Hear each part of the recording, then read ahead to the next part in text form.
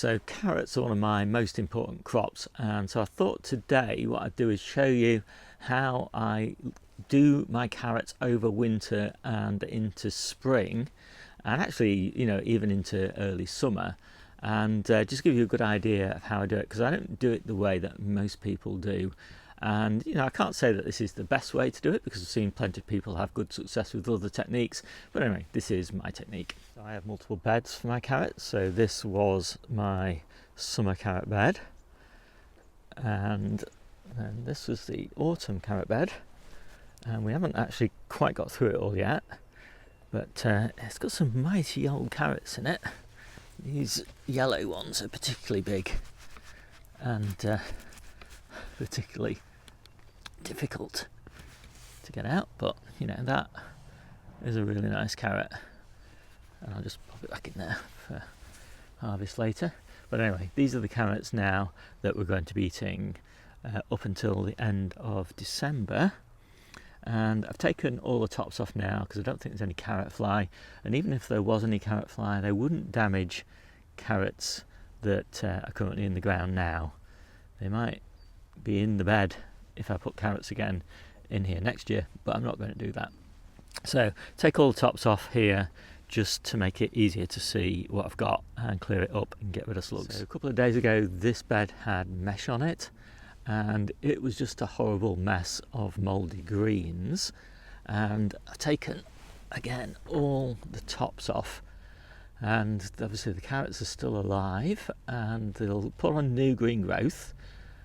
And actually this will be quite a nice lush kind of carrot bed again in spring, but for now the carrots are just all in kind of holding pattern, and they'll be quite happy here under this low tunnel.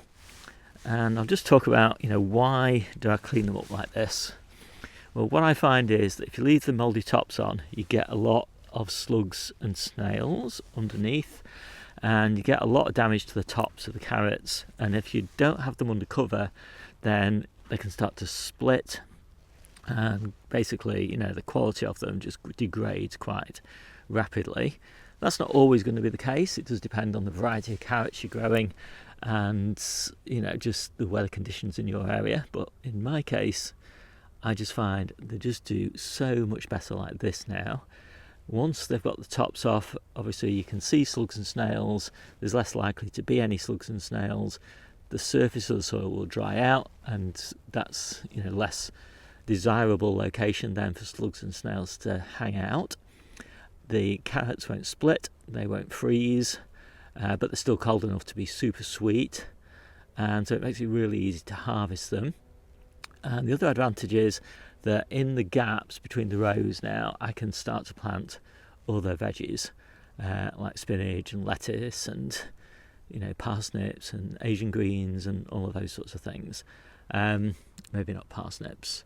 Anyway, I'll just progressively kind of harvest this.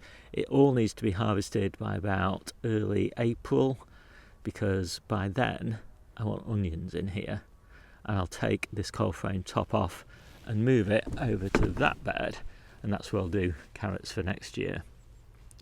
So when it comes to April, I'll still have carrots in here, so I'll just move these into boxes of damp compost and just harvest them through April to the end of April out of the compost, just so I can make space in the bed. Another bed here of carrots, and in this case maybe I don't even need to harvest this one until the end of April, because this is where kind of early potatoes are going.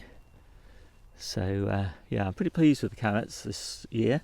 The other nice thing about taking the tops off is you can see what you've got.